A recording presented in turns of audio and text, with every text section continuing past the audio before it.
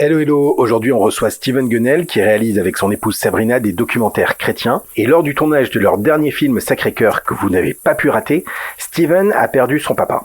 Aujourd'hui, il revient sur cette relation particulière qui oscille entre paroles de reconnaissance et absence répétée. Bon épisode. Hey, papa! Et vous êtes qui? Amaru et Vince le Mariachi. Ça fait toujours plaisir à entendre.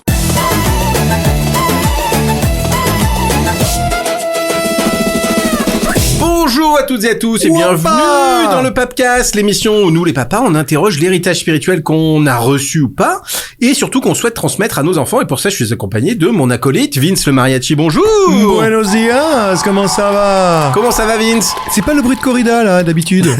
On n'a pas envie que tu te fasses achever avant la fin de l'émission. Et aujourd'hui on accueille qui? On accueille Qui donc Steven Gunnell. Steven, on est ravis de te recevoir au micro du Papcast, merci. Je suis très honoré d'être là. Bah attends, mais c'est nous qui sommes honorés. Avant de commencer, je te propose qu'on fasse tout de suite un bond en avant dans le temps et qu'on écoute les plus belles choses que tu vas nous dire à ce micro pendant cette émission. Nom de Zeus, Marty, le continuum espace-temps, c'est maintenant. Tu fais trop bien. Mon père rentre dans la chambre, il était de passage à ce moment-là. Il me regarde et me dit, Steven, tu es chanteur, mon fils. Et donc à un moment donné, j'en avais rien à foutre qu'ils me disent que je suis chanteur ou le meilleur ou le plus beau. Même pendant l'alliage. Rien à foutre. Moi, ce que je voulais, c'est traiter avec lui. Voilà. Papa décède en août 2024 en pleine production du film. Entre la production de la partie docu et la partie fiction qui arrivait en novembre. Ouais. Et en août 2024, il meurt dans les bras de ma mère. J'ai quasiment pas fait le deuil, moi. Parce que je suis resté sur mon père qui un jour m'a dit aussi, je suis pas ton papa, je suis ton copain. Parce que je suis pas un bon papa. Je vois bien que moi, maintenant, en tant que père, j'ai cette lacune de ce que je n'ai pas reçu. Et de ce que je ne parviens pas à transmettre avec William et Victoria. Et de 2006 à 2012, c'est nos 4-5 premières années de mariage, c'est juste l'enfer, quoi. Un jour ou l'autre, j'attends le retour de bâton. Tu penses que ça va arriver? Ah, je pense que ça va arriver. Oui. On est très heureux de tout ce que tu nous as dit. Merci de nous avoir partagé tout ça. Ça m'a touché. J'en suis encore. Je pensais pas être aussi édifiant, hein. Ouais. Pour mieux te connaître, Steven, on t'a demandé une petite note vocale, histoire de te présenter. Eh bien, je te propose qu'on l'écoute tout de suite. Bonjour, je m'appelle Steven Gunnell, j'ai 51 ans. Je suis réalisateur, producteur avec mon épouse depuis environ 15 ans maintenant. Dans le passé, j'ai fait partie d'un groupe qui s'appelait Alliage, dans les années fin des années 90. Et c'est aussi un peu pour ça que je suis entre guillemets un peu connu. Je suis papa de 2 enfants, William et Victoria. Je sais pas trop ce qu'ils pensent de moi, mais tout ce que je sais, c'est que moi, je les aime.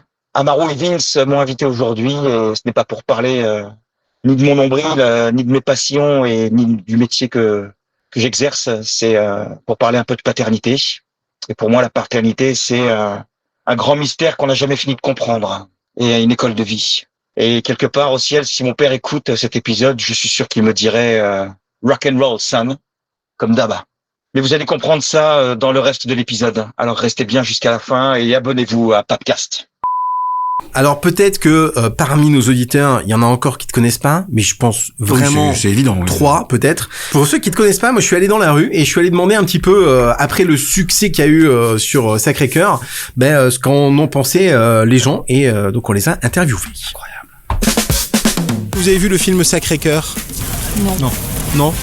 Est-ce que vous pourriez me dire oui, parce qu'en fait j'ai que des gens qui me disent non. Est-ce que éventuellement vous pouvez me dire que vous l'avez vu, comme ça on fait. Ouais, mais alors c'est plus sérieux là. Hein. C'est une caméra cachée. Vous avez vu le film peut-être Sacré-Cœur? Non, vous l'avez pas vu? Non. Du coup, qu'est-ce que vous en avez pensé?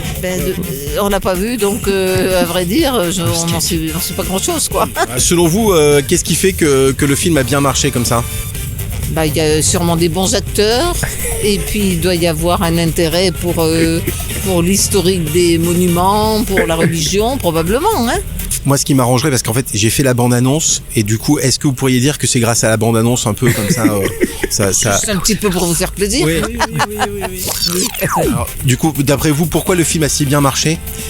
Parce qu'il y a une belle bande-annonce qui donne envie d'y aller.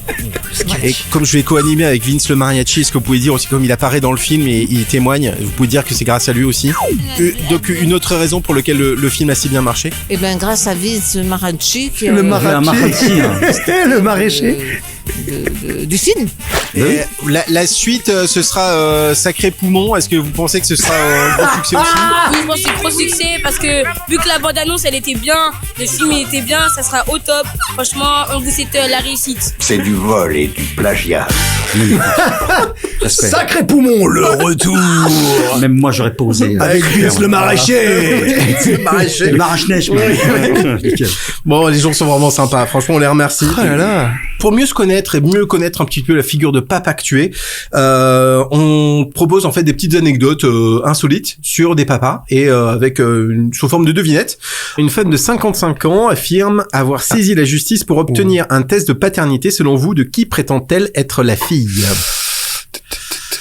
Quelqu'un de décédé, de vivant? Non, c'est quelqu'un de vivant. De connu? Alors, oh là là. La fille ouais, elle a 55 ans, elle affirme être la fille de quelqu'un. Si elle veut saisir la justice, c'est qu'a priori, c'est quelqu'un quand même de... Et pardon, je reprends là, reprends juste le début de la question. Ouais. C'est donc une femme de 55 ans, elle affirme avoir saisi la justice pour obtenir un test de paternité. Et donc, selon vous, de qui prétend-elle être? De François Civil. Ça aurait été marrant.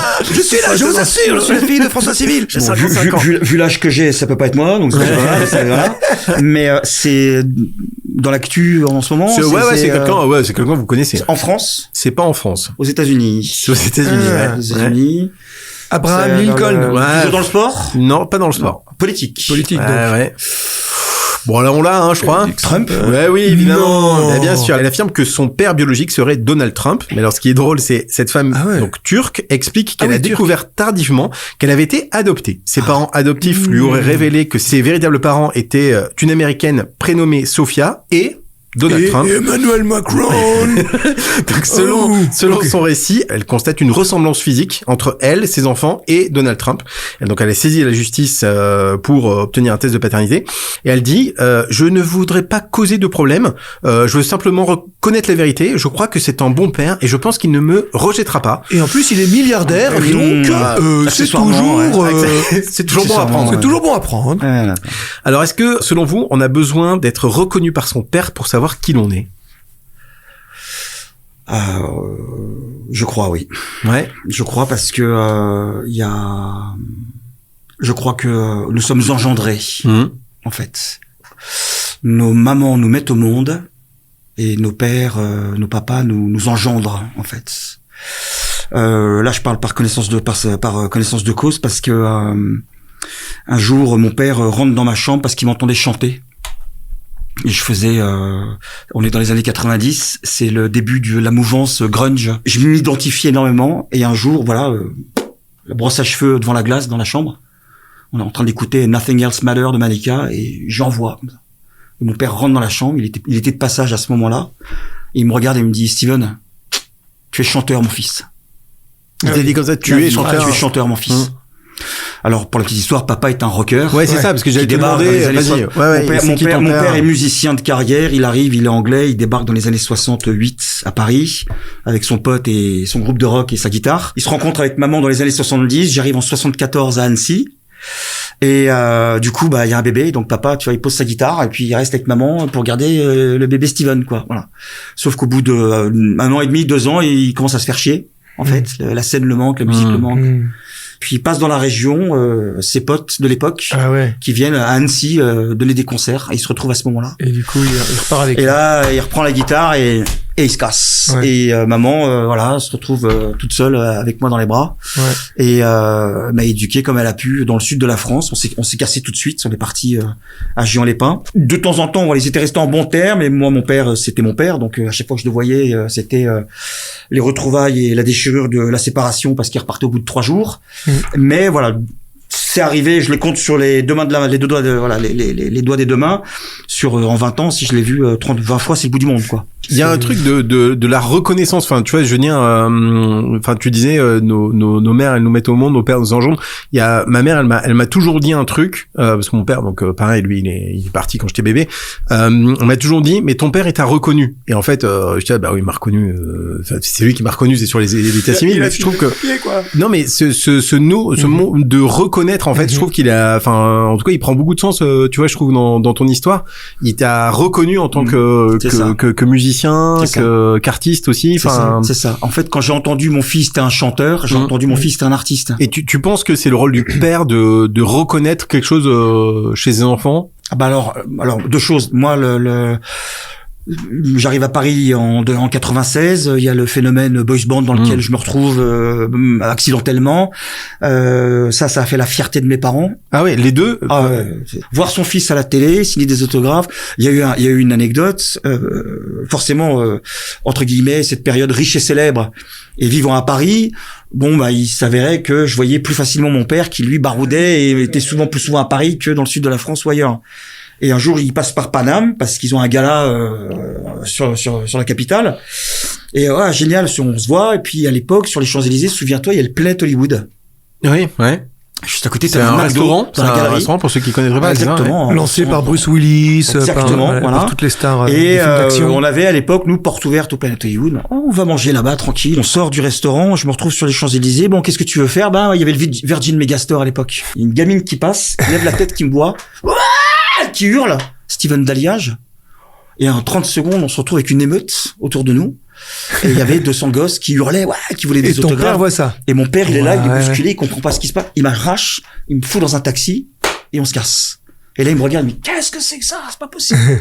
Voilà. Il vivait un truc, c'était les Beatles, quoi. Tu es un star, mon fils. Ah oui, il découvre l'ampleur, il découvre l'ampleur. Il y avait Steven à la télé, et puis là, et voilà, c'est ça. Il découvre l'ampleur du succès. Et que je découvrais au fur et à mesure. D'accord. Bref. Anecdote, on passe là-dessus. Donc, dans le regard de mon père, la fierté, machin, forcément, tu vois, c'est enfin. Donc, tu m'as quitté, tu m'as pas éduqué, mais je te pardonne, ça me fait plaisir ce qu'on vit, je t'aime, tout va bien. Dans tous les films qu'on adore, d'ailleurs Harry Potter, c'est pareil pour les Jedi de Luke Skywalker, etc. À chaque fois, il y a cet orphelin qui cherche l'image du père, qui arrive dans un monde qu'il ne connaît pas, et il y a la scène de reconnaissance. Le terme grec en narration, c'est l'anagnorisis. La scène de reconnaissance, c'est genre, mais non, tu as tué mon père! Non, Luke! Je suis ton père. Ouais. Ce moment où Jésus se fait baptiser et tout d'un coup il y a cette voix. Mais toi, tu es mon fils bien-aimé. Oui. Cette voix qu'on a envie de reconnaître, on l'a pas tous. Toi, tu as eu la chance d'avoir cette phrase de ton père qui dit tu es chanteur, puis je suis fier. On n'a pas tous cette phrase et je pense que c'est pour ça que c'est si répandu dans la culture. On a besoin de ça et à tel point que parfois, les films, la culture vient pallier ce manque avec ces scènes de reconnaissance. Mais ça ne suffit pas. Il y a l'instant T de cet échange. Le père sort une phrase que t'attends pas et qui t'épanouit, qui te transcende, qui te touche. Mais après, il y a le comportement au cours de la vie. De qui? Du père. Du père, ouais. Parce que je peux être le meilleur père du monde avec mon fils en lui disant que c'est le plus beau, qu'il m'imagine, qu'il m'éclate, si je suis pas là au quotidien pour l'accompagner, machin. Bien sûr. Bien sûr. C'est pas que ça ne vaut rien, mais c'est non mais attends, mais ça je trouve que c'est un point qui est vachement important parce que personnellement j'ai vachement couru après une reconnaissance. Enfin tu vois, j'ai fait 1000 projets où en fait si tu veux au bout du compte je me suis dit mais en fait si j'ai juste besoin qu'on me dise attends Marou, je suis fier de toi quoi, tu vois, enfin d'avoir une reconnaissance, tu vois, de paternelle aussi là-dedans. Mais donc le fait que tu dises que ça suffit pas en fait toi tu l'as ça s'est manifesté comment en fait? Bah ça s'est manifesté parce que je l'ai subi avec mon père qui était absent. Et donc à un moment donné, j'en avais rien à foutre qu'il me dise que je suis chanteur ou le meilleur ou le plus beau. Même pendant l'alliage. Rien à foutre, moi ce que je voulais c'est traiter avec lui. Voilà. Et je vois bien que moi maintenant en tant que père, j'ai cette lacune de ce que je n'ai pas reçu et de ce que je ne parviens pas à transmettre avec William et Victoria. C'est-à-dire toi tu vois qu'il y a un trou dans la raquette là. Je suis complètement à la ramasse. Par rapport à quoi par exemple? Dans l'éducation, dans l'accompagnement scolaire, dans l'accompagnement du sport, dans l'accompagnement de l'épanouissement de mes enfants, je m'efforce tu vois d'être là, mais je vois bien que à la moindre contrainte, tu vois, je fais pas de forcing et c'est là que je m'appuie lâchement sur Sabrina qui elle est vraiment la colonne vertébrale, tu vois, la madre, la mama, tu vois, elle est là, elle tient, elle lâche rien, tu vois. Et si on revient un tout petit peu en arrière, toi tu disais que du coup il y a un trou dans la raquette, mais est-ce que tu sens qu'il y a un héritage spirituel que tu as reçu de ton père ou pas du tout? Je peux pas dire spirituel. Je peux dire d'une forme de sagesse, de philosophie, de réflexion, d'ouverture d'esprit au monde, à ce qui nous entoure, d'être sensible à ce qui se passe autour de nous. Un jour, mon père me dit un de ces passages rares. Tu vois là, moi les étoiles là, moi elles m'ont permis de me situer ici. Je me suis dit en fait le mec il aime regarder vers le ciel quand même. Il m'a jamais inculqué Dieu en fait. Oui c'est ça, mais il y a une forme de spiritualité, mais qui dit pas Dieu. C'est ça, quoi. exactement. Okay. Au contraire de ma mère, qui elle, Dieu c'était. Ça a toujours été le cas. Voilà. Sauf qu'elle s'est perdue dans l'ésotérisme, machin, etc. Elle est allée très très loin, au point qu'elle se soit perdue elle-même, voilà, jusqu'à ce qu'elle soit retrouvée dans cette petite chapelle à Nice, à Sainte-Rita, et qui a conduit à ma conversion quelques temps plus tard. Et dernière chose, juste pour ponctuer, j'enterre mon père au cours de la production Sacré-Cœur. Ah purée, mais attends, mais oui, j'avais pas, j'ai pas fait le lien. Papa décède en août 2024 en pleine production du film. On est entre la production de la partie docu et la partie fiction qui arrive en novembre. Ouais. Et en août 2024, il meurt dans les bras de ma mère. Pourquoi dans les bras de ta mère? Parce qu'il s'était réconcilié et papa vivait dans ma chambre d'ado avec maman dans ma chambre d'ado. Mais non. Pendant 20 ans. Comme des frères et sœurs. Les 20 dernières années de sa vie, il vit avec ta mère. Comme des frères et sœurs. Voilà. Mais non, mais il dormait dans ma chambre. Voilà. Et donc papa à un moment donné tombe malade, rupture d'anévrisme, ça se complique, etc. Hospitalisation. Et là il bouge plus. Le temps que ma mère 3 jours plus tard descende. Et moi on était du côté de la Cano avec ma femme et les enfants et je pouvais rien faire. Donc les vacances pourries, j'étais en l'enfer parce que il y a tout qui ménage. Comment on va faire, qu'est-ce qu'on va devenir, etc. Maman débarque, elle le retrouve à l'hôpital d'Antibes et elle arrive in extremis, voilà. Et elle le prend dans les bras, il s'embrasse et il a attendu que ta mère arrive. Il a attendu. Et c'est ce que les médecins ont dit. Ça fait 1 semaine qu'il tient là. On sait pas comment. Hein. Il n'était pas maintenu en vie. Il était vivant. Voilà. Et il comprenait pas qu'il parte pas en fait. Et jusqu'à ce que ma mère débarque pour le prendre dans les bras et il rend le souffle. Et les médecins ont dit, il a attendu que vous veniez. Tout ça pour dire quoi? Tout ça pour dire que pendant la production, c'est pendant la production de ton film que tu perds ton papa. Voilà. Et en fait, est-ce que et donc il n'a pas vu. Il n'a pas vu le succès. Le panthéon. De la réussite du fiston. Génial. Meilleur scénario du monde. Toi, t'es content de ça? Ah non. Non. Non, je suis pas content de ça parce que l'absence du père. J'ai quasiment pas fait le deuil, moi. Parce que je suis resté sur mon père qui un jour m'a dit aussi, je suis pas ton papa, je suis ton copain. Parce que je suis pas un bon papa. Il a dit ton copain. T'avais quel âge quand il a dit ça? 11 ans, 10 ans. Il y a des rêves la nuit, il y a des souvenirs de mon père qui me grattent, etc. Et puis il y a des trucs qui remontent à la surface et qui me font un peu chambouler, quoi, tu vois. Donc qui m'affectent, moi, dans ma personne. De bonhomme, donc d'époux, donc de papa aussi. Voilà. Tu dis qu'il y a des trucs qui te remontent là par rapport à ton père qui est parti il y a 1 an et demi. T'as des regrets, des choses que. Bien sûr, de pas avoir fait la vérité avec lui pleinement. Ça veut dire quoi faire la vérité? Dire alors viens, allez, avant de partir, on se dit les choses, tu vois. Ouais. Tu te rappelles, il y a eu ça à un moment donné. C'était dur pour moi à encaisser. Pardon, mon fils. Ok, je pose. Et toi? Ouais, toi, tu as été dur aussi à un moment donné avec moi quand tu m'as traité de connard ou machin, etc. Quand tu m'as agressé ou les fois où tu m'as volé de l'argent dans mon portefeuille. Machin. Pardon. On pose des choses comme ça, tu vois. Voilà. Il n'y a pas eu ça. Ouais. Il n'y a pas eu ça et c'est un vrai regret. Mon père, il m'a fait aussi toutes les Freuden et il est mort sans que j'ai pu lui dire, tu vois, justement tout ce que tu viens d'évoquer, quoi. Quand le dialogue est interrompu par la mort, tu te dis c'est foutu, c'est trop tard, j'ai gâché mes retrouvailles, j'ai gâché ce moment avec mon père, etc. Sauf que là où la foi intervient, c'est que étonnamment, ça ne s'arrête pas là.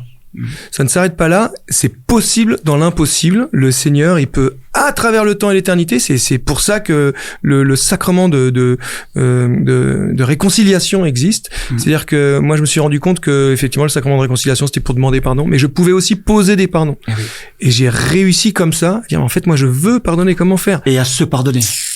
C'est encore une autre histoire. Et en plus, moi, je m'en voulais terriblement. Parce que moi, je me disais, mais comment je mérite d'être appelé chrétien alors que j'ai pas pardonné à mon père, je lui ai pas dit que je lui pardonnais, je n'ai pas pu parler, tu vois.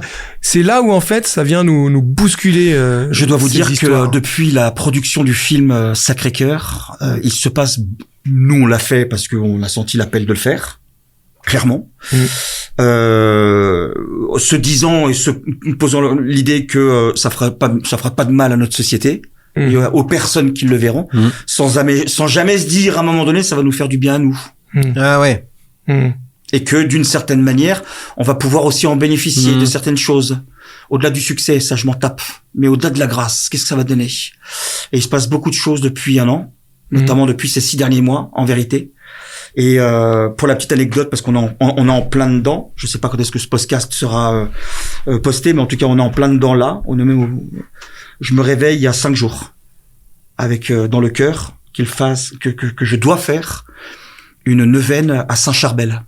Je dis ça parce qu'on est parti au Liban, on est revenu. Ouais, j'ai vu des photos. Et je sais pas pourquoi, et je le poste sur les réseaux sociaux. Comme ça, je dis tiens, je vais faire prier la communauté aussi, je vais partager le truc en fait. 3 heures plus tard, j'ai la réponse. J'ai 2 messages par mail qui me veillent. Bonjour Steven, on a vu ton post, on voit que tu démarres la neuvaine à Saint-Charbel aujourd'hui. On est étonné parce que nous aussi, on vient de démarrer aujourd'hui. Pourquoi? Parce que mon fils, leucémie, 5 ans, à l'hôpital. Et qu'on sait plus quoi faire. Donc c'est le dernier recours. Force de la prière. Une autre, c'est la communion des saints. Tout à fait. Et un autre mail, l'autre elle est à Chicago. Pareil, mon fils Gabriel, 13 ans, leucémie. Voilà. Et là, je sais qu'au moins c'est pour eux. Voilà. Ouais. Et je lui dis on continue. 2e jour, 3e jour, là. Et moi, il m'arrive des trucs au cours de la neuvaine. Putain, il me remonte des trucs. Je me réveille la nuit, en nage, avec des souvenirs sordides, machin. Putain, mais qu'est-ce que c'est que ça? Qu'est-ce qui m'arrive? Et je vois que il y a peut-être encore des guérisons à poser et à faire. Dans ta vie, dans ma vie, dans mon cœur. En moi en tant que père. Bien sûr. Et dans ma relation au père. Dans ma relation avec le fils. Ah, bien sûr. Tu veux dire par rapport à ton père Thérèse ou tu vois, mon père qui j'ai enterré il y a 1 an et demi et moi en tant que papa, moi en tant que papa avec mon fils et ma fille. Sur la dernière partie de l'émission, tu vois, l'idée c'est de voir justement en termes d'héritage spirituel, toi en tant que père, qu'est-ce que tu cherches à transmettre, comment ça se passe, est-ce que c'est reçu, pas reçu, enfin tu vois, aujourd'hui t'en es où on peut parler. Moi je constate une chose très simple, c'est que c'est partout pareil, qui que nous soyons, où que nous soyons. Il y a un moment donné, ça démarre à l'adolescence, j'imagine, c'est l'ingratitude de l'enfant. Voilà. À un moment donné, l'adolescent, il devient ingrat à l'égard de ses parents, de ses parents de façon, bien ingrat. C'est le fils prodigue. Voilà. Il y a un fils prodigue dans tous les gosses. Voilà. À un moment donné, c'est casse-toi, tu m'as cassé les couilles, file-moi mon fric, je me casse, tu vois, voilà. Et c'est ça. Comment je réagis face à ça? Donc moi, maintenant, ayant cette culture, cette connaissance, cette lecture de l'Évangile, et ce Seigneur qui nous instruit et qui nous façonne et de continuer à nous épanouir là où on est, et de, comme disait François de Sales, de fleurir là où on a été semé. Je continue malgré tout ce que je peux essayer d'offrir à William et à Victoria en tant que papa, uniquement ce que j'ai. Mon amour pour eux.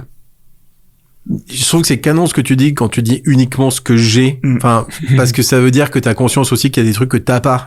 Et aujourd'hui, la plus belle chose, me semble-t-il, que on leur transmet encore, on s'efforce de leur transmettre encore, c'est l'amour du Seigneur. Mais justement, alors j'allais te demander parce qu'en fait chez toi c'est très présent. Enfin, je veux dire, enfin moi je suis déjà venu chez toi. Enfin, il y a des icônes dans tous les sens. Je veux dire, c'est assez explicite quoi. Tu t'appelles dominical, familial, ouais, carrément. Domestique. Et puis bah, je veux dire par votre métier aussi. C'est pas très grand, donc tu vois la moindre icône tout de suite prend sa place. mais même aussi par votre métier. Enfin, je veux dire, c'est quand même très explicite tout ce que vous faites. Les enfants, ils ont quel regard un petit peu sur tout ça, sur le côté explicite, sur comment ils parlent de vous, les enfants? On a vu William et Victoria jouer le jeu jusqu'à 15-16 ans. Quand tu dis jouer le jeu, c'est-à-dire qu'en fait, ils nous ont accompagnés sur tous nos tournages depuis qu'on a démarré en 2012, et on profitait notamment des vacances d'été pour les tournages, justement, parce qu'on restait à la maison pour les accompagner durant leur scolarité, etc. Oui, c'est ça. Tu calais les tournages en fonction de leur planning, en fonction des vacances et du planning, et ils nous ont vus, donc ils nous ont aidés, tu vois, à un moment donné, puis porter les trépieds, poser les caméras, fermer le... Et je pense qu'à un moment donné, ils ont été intrigués par ce qu'on faisait, ils trouvaient ça assez étonnant. Et on les a amenés aussi, tu vois, lors des congrès missions, des festivals annonciaux, des veillées de prière. Moi, j'ai vu, comme je les vois encore aujourd'hui, 17 et 18 ans, traîner des pieds quand on les amène à la messe.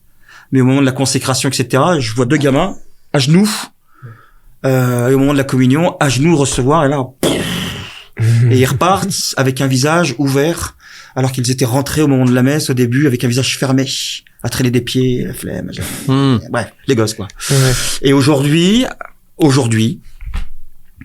il ne nous accompagne plus depuis une seule chaire, donc depuis 2022 à peu près, parce qu'ils sont grands et qu'ils en ont ras-le-bol et que ouais, ils sont grands, ils sont grands et maintenant ils se gèrent un peu plus, etc.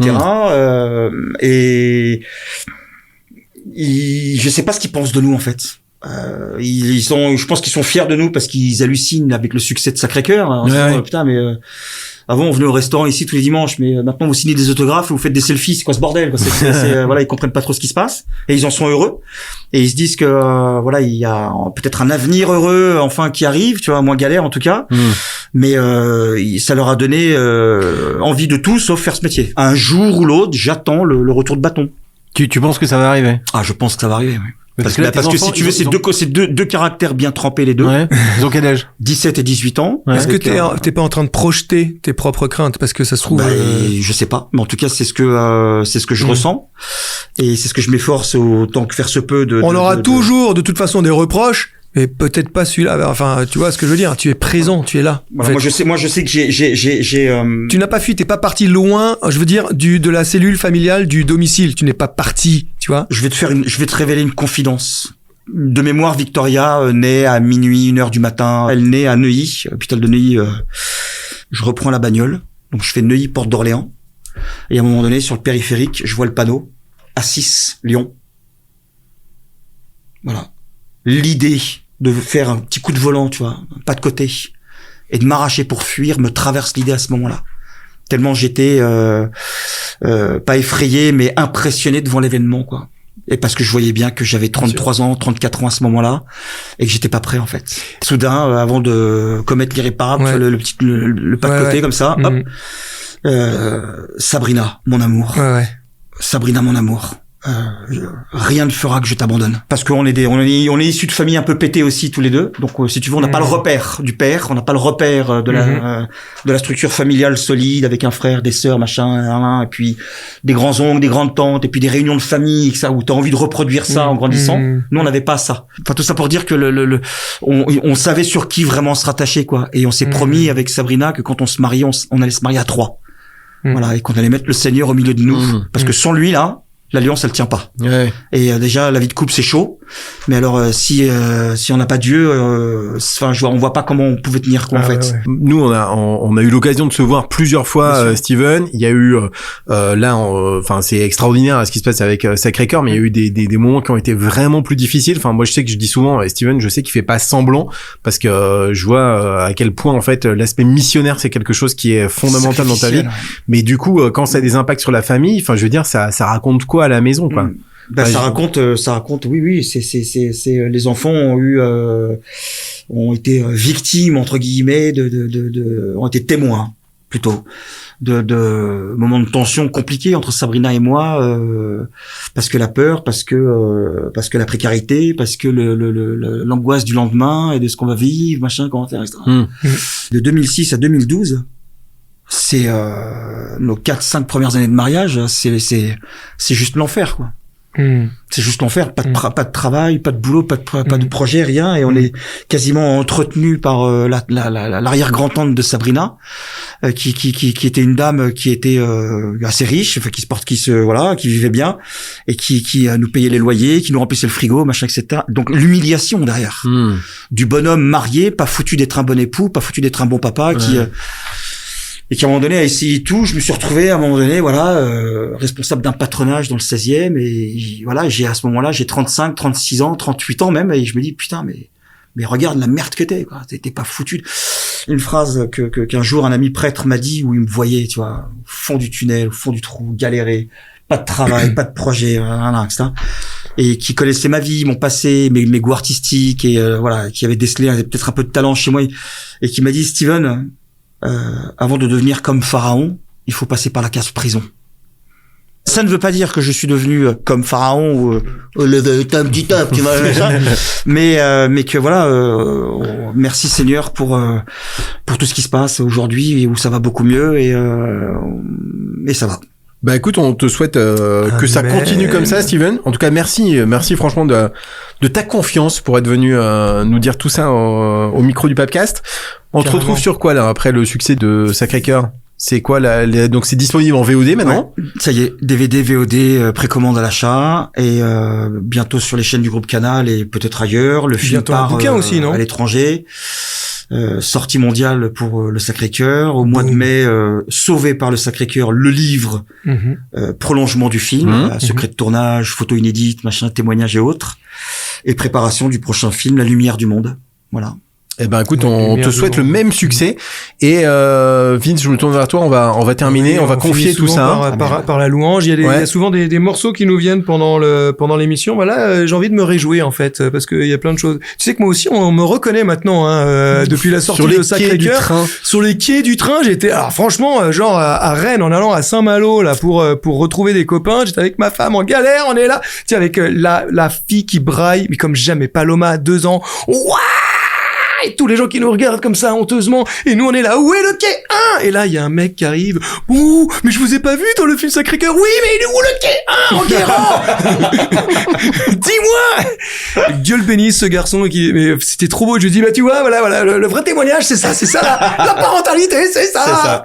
Où est le quai 1? Donc on n'a pas perdu la voix et le Seigneur est la vraie voix.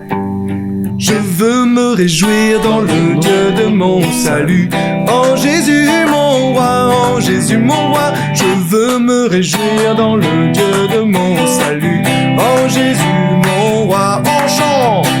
Je veux me réjouir dans le Dieu de mon salut, en Jésus mon roi. Et ça tape des mains, c'est bien. Je veux me réjouir dans le Dieu de mon salut, en Jésus mon roi. Allez Steven.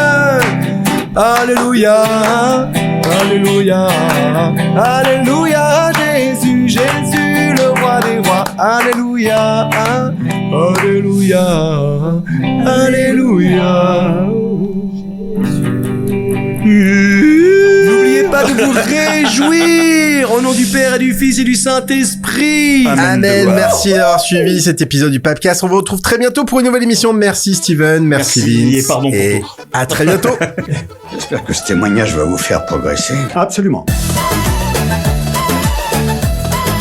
Bravo, quel enthousiasme.